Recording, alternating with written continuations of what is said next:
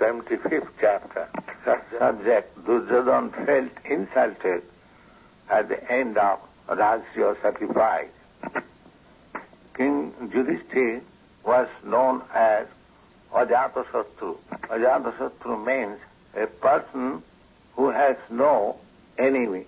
Therefore, when all men, all demigods, all kings, sages, saints saw the successful termination of Rājasūya-yajña performed by King Yudhiṣṭhira, everyone became very, very happy. But why Duryodhana was not happy?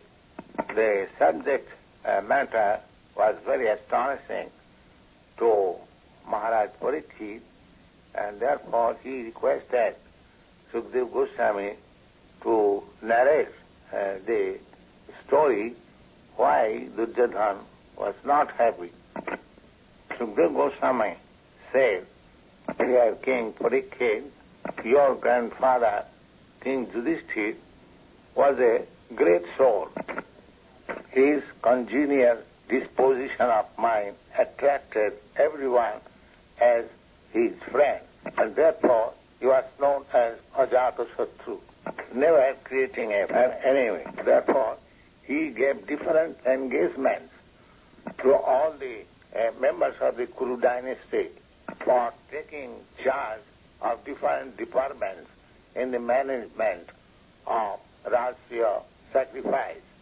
For example, Bhīmasena was given in charge of the kitchen department. Duryodhana was given in charge of the treasury department. Sahadeva was given in charge of the reception department. Nakula was given in charge of the store department. Arjuna was engaged for looking after the comforts of the elderly persons. And the most astonishing feature was that Kṛṣṇa, the Supreme Personality of Godhead, he took the charge of washing feet of all the incoming guests. The queen, the goddess of fortune, Draupadī, was in charge of administering the foodstuff distribution. And because Karṇa was famous for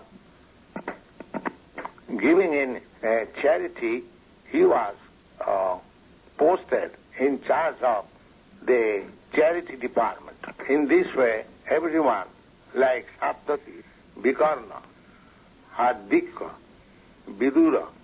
Bhūriśravā, and Santardana, the son of Bālik, all of them were engaged in different departments for managing the affairs of Rajasuya sacrifice. All of them were so much bound up in loving affection with King Yudhiṣṭhira that everyone wanted to act in such a way that he may be very much pleased, or his welfare is completely secure. Next paragraph. So after the end of Rājasūya-yajña, when everyone, friends, guests and well-wishers were sufficiently honored and rewarded, and when Sisupar died by the mercy of Lord Kṛṣṇa and became merged in the spiritual existence, at that time King Yudhiṣṭhira went to take bath in the Ganges. The city of Hastinapur is standing on the bank of Jamuna.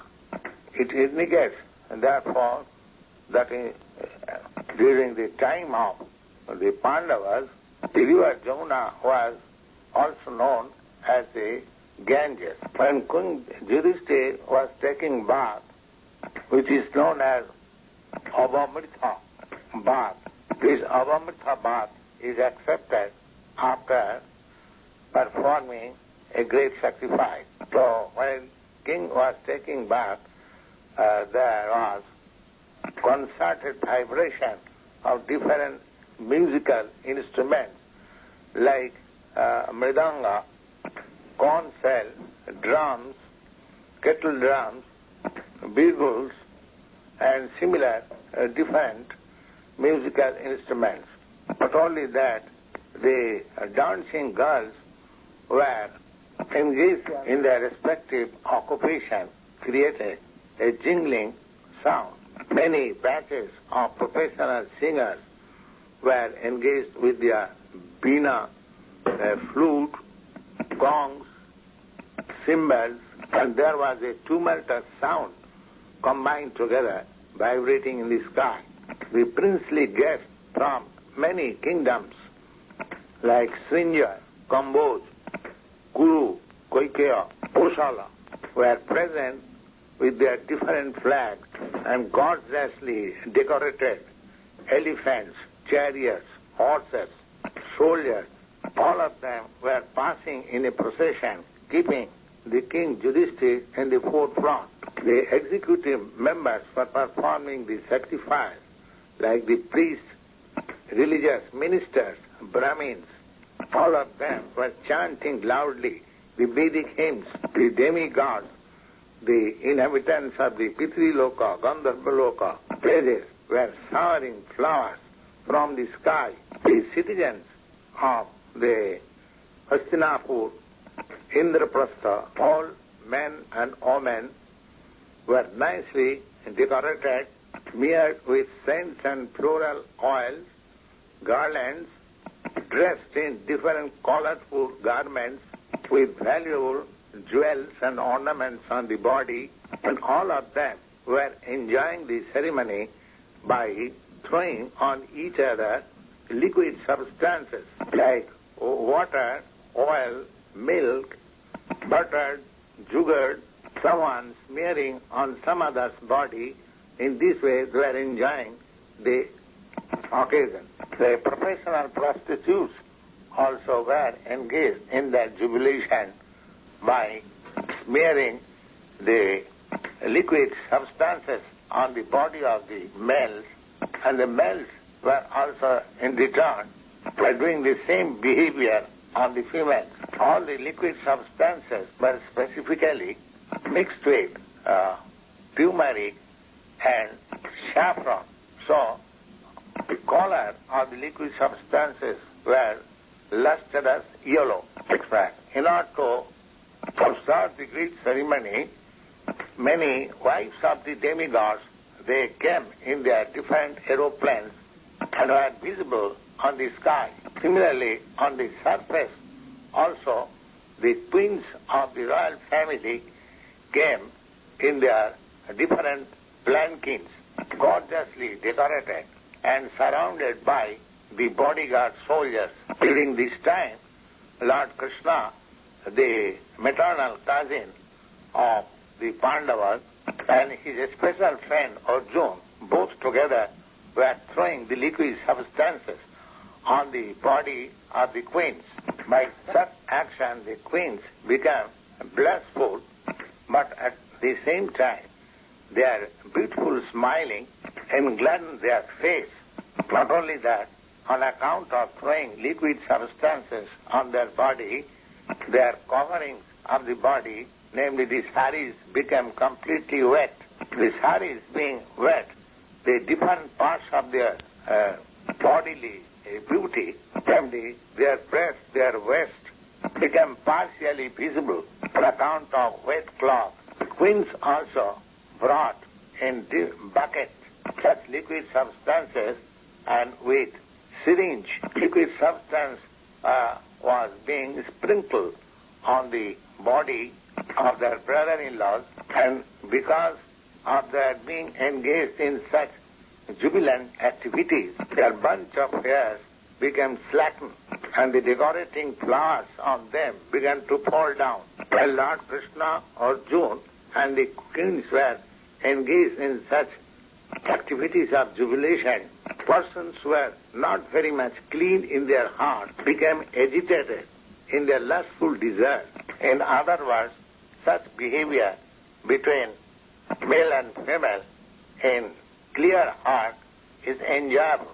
But persons who are materially contaminated become lustful in such pleasing dealings between man and woman.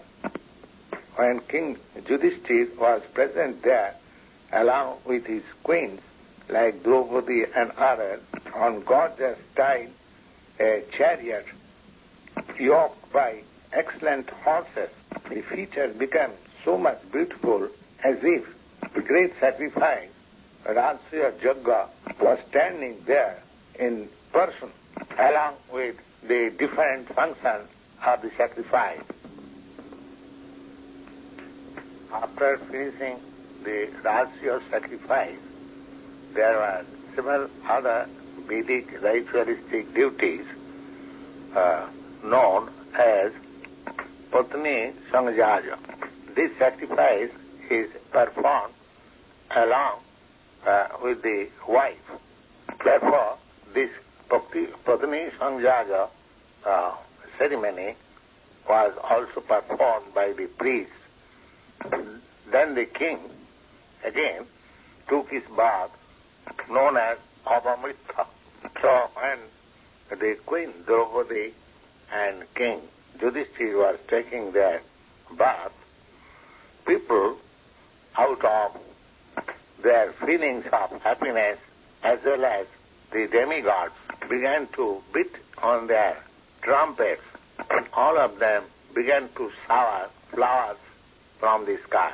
When the king and the queen finished their bath in the Ganges, all other citizens, consisting of all the varnas or castes, namely the Brahmins, the Kshatriyas, the Vaishyas and the Sudras, took their bath in the Ganges. This taking up bath in the Ganges is recommended in the Vedic literature, because by such bath one becomes freed from all sinful reaction. This taking a bath in the Ganges is still current in India, especially in some particular auspicious moment. The people in thousands and millions take bath in the Ganges. After taking bath, the king Yudhiṣṭhira dressed himself in new silken cloth and wrappers and was decorated in various valuable jewelries. The king not only dressed himself and decorated himself, but also he gave clothing and ornaments to all the priests and the members who performed the yajñas. In this way, all of them were worshipped by King Yudhiṣṭhira. He constantly worshipped his friends, his family members, his relatives, his well-wishers, everyone who was present, and because he was a great devotee of Lord Narayana, or because he was Vaishnava, therefore he knew how to treat well everyone. The Mayavadi philosophers endeavor to see everyone as God is an artificial way of thinking oneness. But a Vaishnava or a devotee of Lord Narayana sees every living entity as part and parcel of the Supreme Lord. Therefore, a Vaishnava's treatment with other living entities is on the absolute platform, as you cannot treat one part of your body different from the other part, because all of them belong to the same body. Similarly, a Vaishnava does not see a human being distinct from the animal, because in both of them he sees the situation of the soul and super soul simultaneously.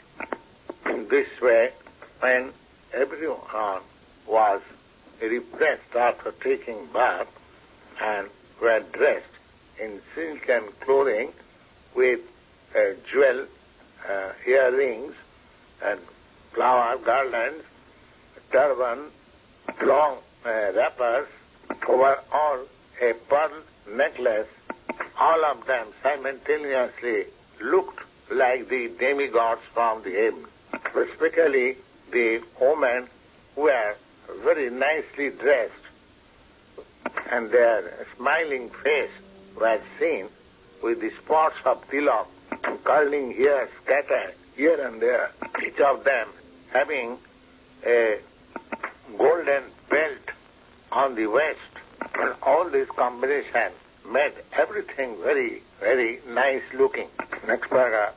In this way, persons who participated in the Rājasuya sacrifice, like the most cultured priests, the Brahmins, assisted in the performance of the sacrifice.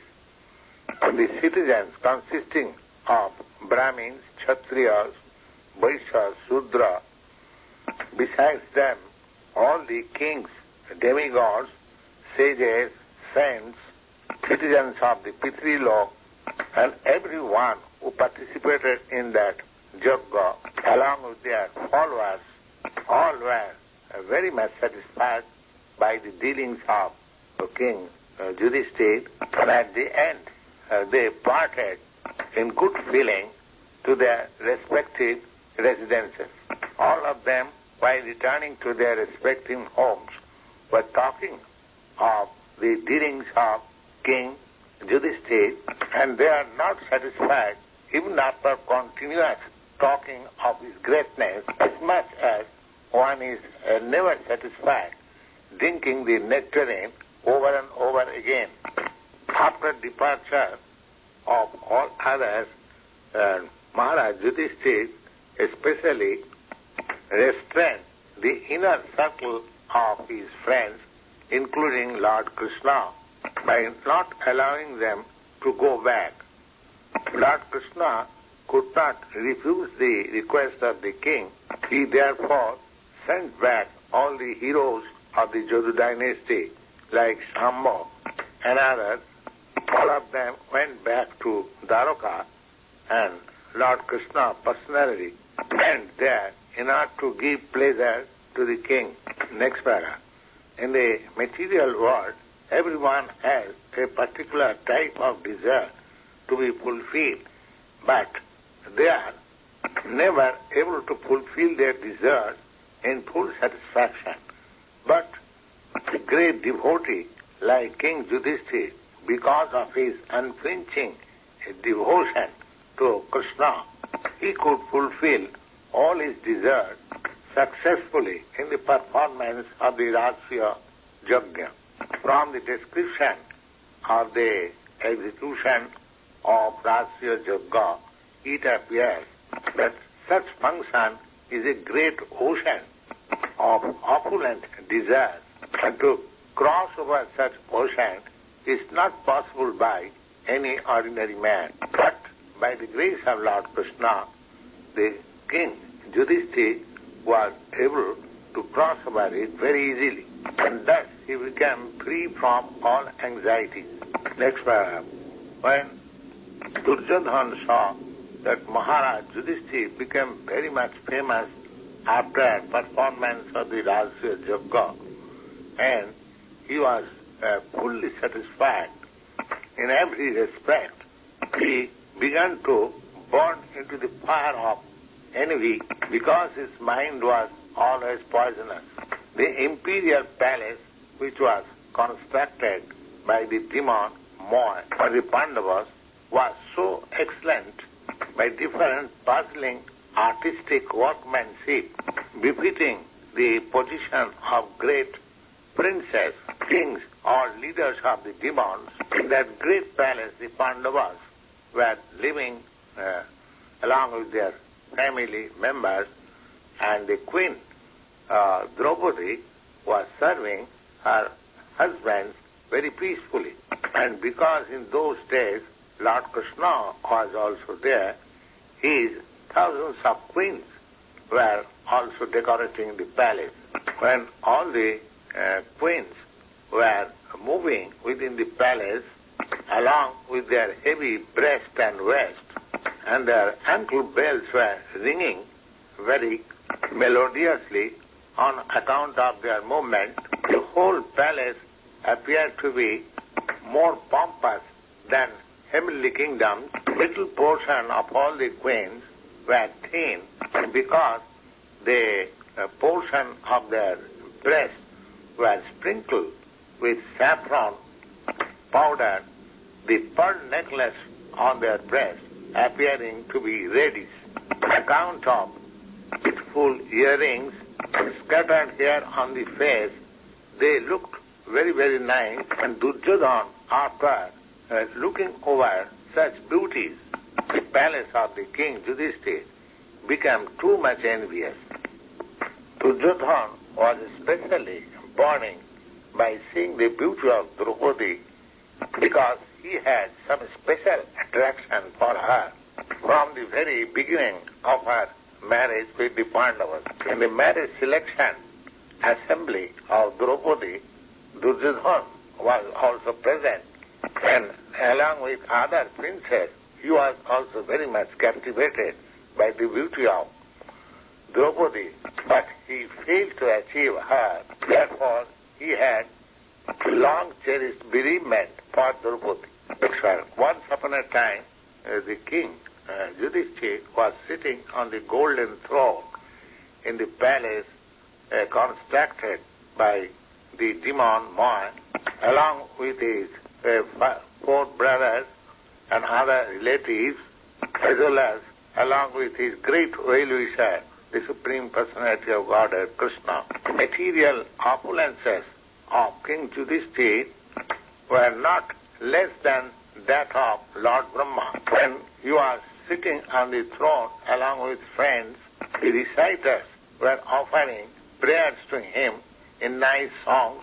And at this time of opulent demonstration of wealth and power by the King Yudhiṣṭhira, Duryodhana, along with his other younger brothers, also came there. Duryodhana was decorated with helmet on his head and sword in his hand. He was always in envious and angry mode, and therefore, on slight provocation, he was talking irritatingly to the doorkeeper.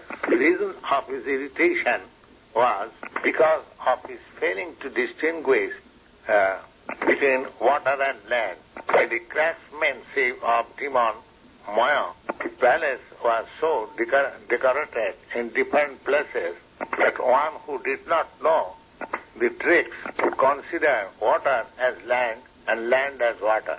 Duryodhana was also illusioned by this craftsmanship, and when he was crossing water, thinking it to be land, he fell down. And because he fell down out of his foolishness, Bhīmasena and other queens enjoyed a laughing incident, the falling down of Duryodhana. King Yudhiṣṭhira could understand the feelings of Duryodhana. Therefore, he was trying to restrain them from laughing in that way. But Lord Kṛṣṇa gave indication to King Yudhiṣṭhira not to restrain all of them enjoying the incident. Kṛṣṇa wanted that Duryodhana may be fooled in that way and all others may enjoy his foolish behavior. When everyone laughed in that way, Duryodhana felt very much insulted, and from each and every hole of his body the hair stood up in anger. Thus being insulted, he immediately left the palace, bowing down his head very silently and without any protest. Duryodhana returned in such angry mode. Everyone regretted the incidents, and King Yudhiṣṭhira also became very much sorry. But despite all these incidences, Kṛṣṇa was silent. He did not speak anything against or in favor of the incident. It appeared that by the supreme will of Lord Kṛṣṇa, Duryodhana was thus in illusion, and that was the beginning of enmity between the two sects of Kuru dynasty. It appeared that it was a part of Kṛṣṇa's plan in his mission for decreasing the burden of the world. Whereas King Parīkṣit inquired from Śukadeva Gosvāmī why Duryodhana was not satisfied after the termination of great sacrifice Rājasūya-yajña was thus explained by Śukadeva Gosvāmī. Thus ends the Bhaktivedanta part of the 75th chapter, Kṛṣṇa, in the matter of Duryodhana insulted at the end of Rājasūya sacrifice.